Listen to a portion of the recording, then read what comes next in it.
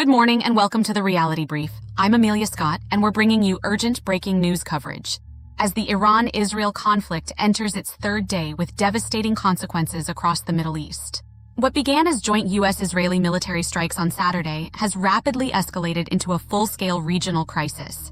Over 555 people have been killed in Iran, with casualties mounting in Israel, and 6 American service members have lost their lives. As this conflict spreads across multiple nations, in today's comprehensive update, we'll break down the latest military operations, including strategic strikes and ground movements. We're also tracking reports regarding the confirmed death of Iran's supreme leader Ayatollah Ali Khamenei and its immediate aftermath. Our coverage includes the mounting humanitarian toll, regional economic impacts, and the global ripples of this escalation. This is developing news, and we're committed to bringing you factual, verified information from multiple international sources. Let's dive into the critical developments from the last 24 hours, starting with the front lines of the military engagement. The military landscape has shifted dramatically. Sources indicate that joint operations are targeting command centers to disrupt regional coordination. Reports of ground movements across border zones suggest a widening theater of war, with unintended consequences for neighboring states. The reported death of the supreme leader has created a significant power vacuum, sparking protests and internal shifts within the Iranian administration. Global markets have reacted instantly. Oil prices have seen their sharpest rise in a decade, raising concerns about a prolonged global energy crisis. Diplomatic efforts at the UN Security Council remain deadlocked, with major powers divided on the path toward de-escalation. The humanitarian situation is becoming critical. Aid agencies warn of a massive displacement of civilians fleeing the combat zones. In Tel Aviv and Tehran, daily life has ground to a halt. We are hearing reports of food shortages and limited access to essential services. As the world watches, the next 24 hours will be pivotal in determining if this conflict can be contained or if it will spark a broader war. We will continue to monitor the situation and bring you updates as they break. The joint U.S.-Israeli military campaign, designated Operation Epic Fury, has now extended across an unprecedented scale in the Middle East. According to the Israeli Air Force, they have dropped over 1,200 munitions across 24 of Iran's 31 provinces in just the past 24 hours alone. President Trump addressed the nation on Monday, stating that American forces are substantially ahead of schedule in their military operations. The operation was initially projected to last 4 to 5 weeks, but Trump emphasized that the military has the capability to extend operations far longer than that if necessary. The strikes have targeted multiple types of facilities across Iran.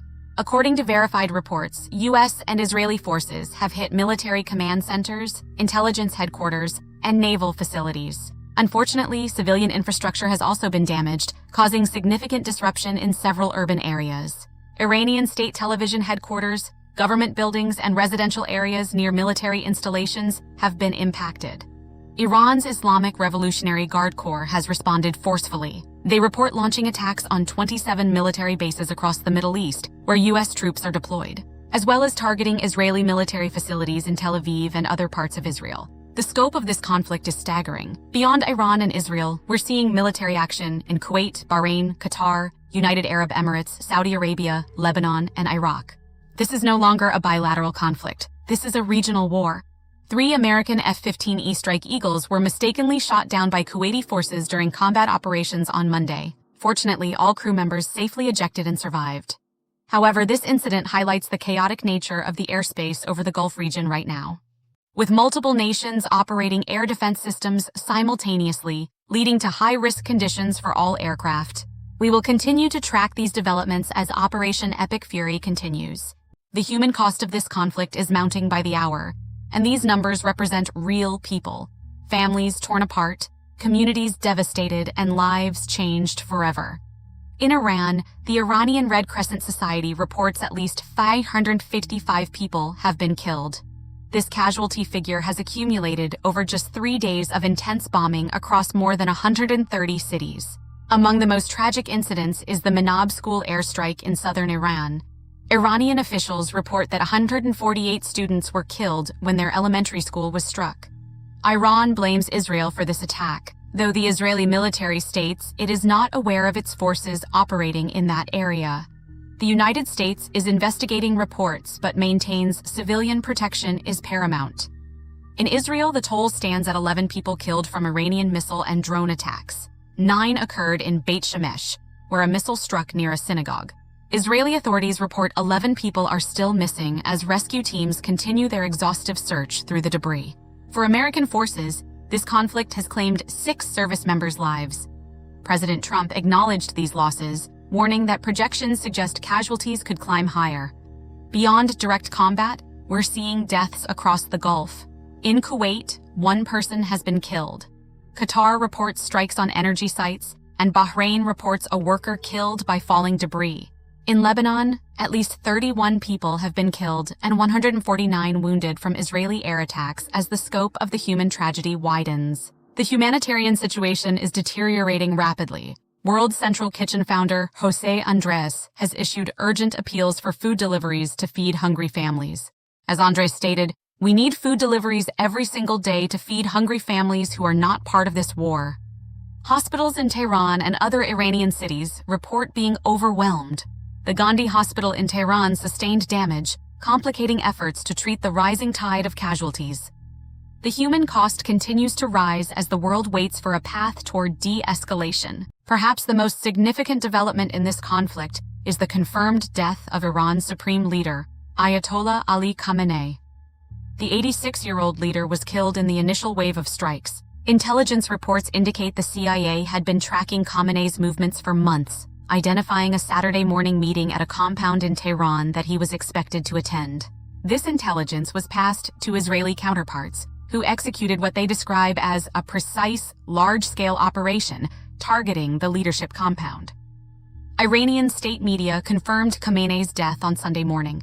Approximately 40 other senior officials were killed, including the supreme leader's daughter, son-in-law, and grandson.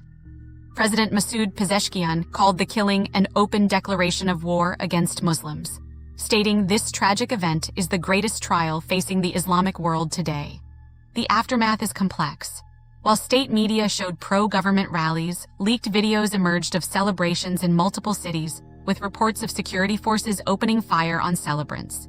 In southern Iran, a monument dedicated to the Islamic Republic's founder, Ayatollah Ruhollah Khomeini, was reportedly toppled by crowds amidst the chaos.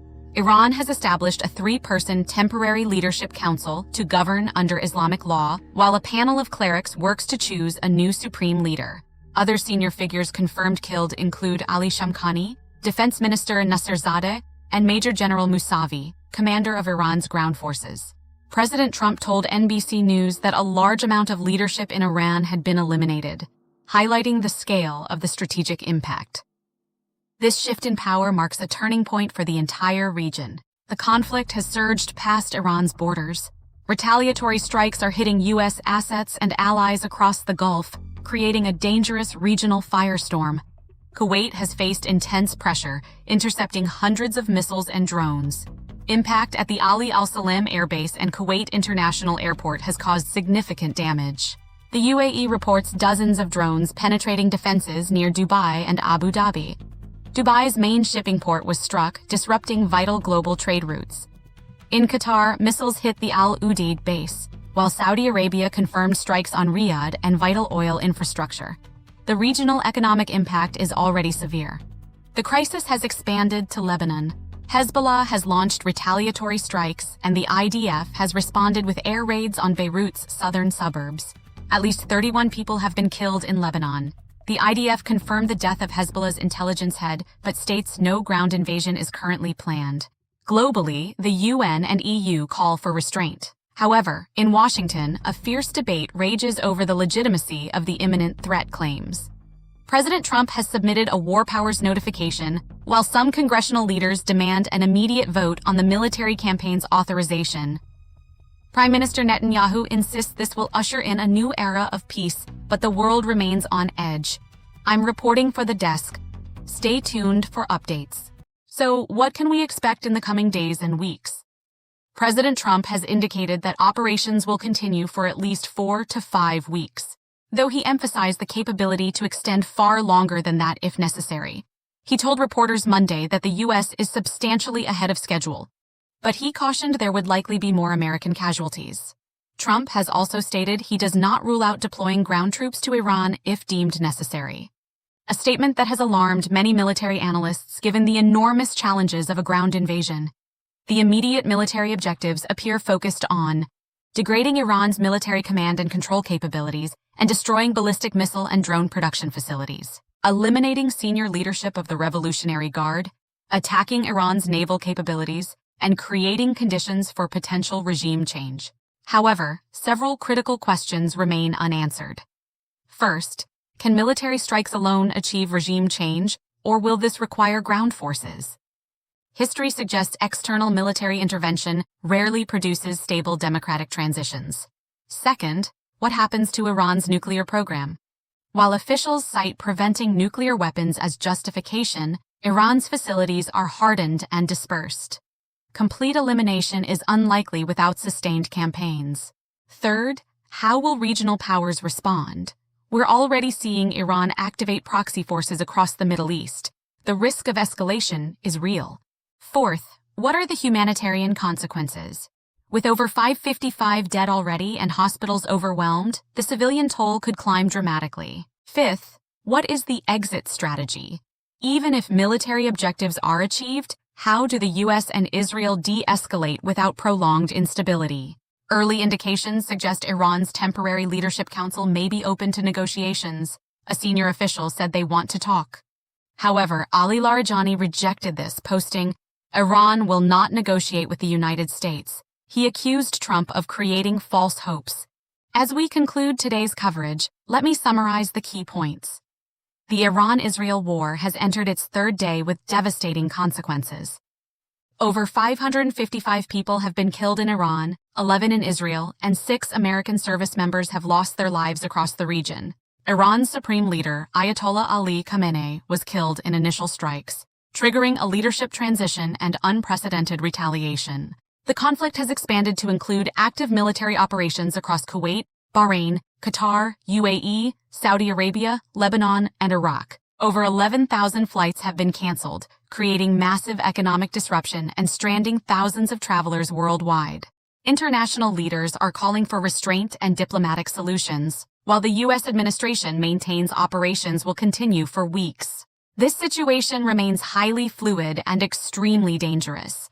The risk of further escalation remains high, and the implications are still unfolding. We'll continue monitoring the situation around the clock. I'm Amelia Scott. Thank you for trusting us with your news. Stay safe.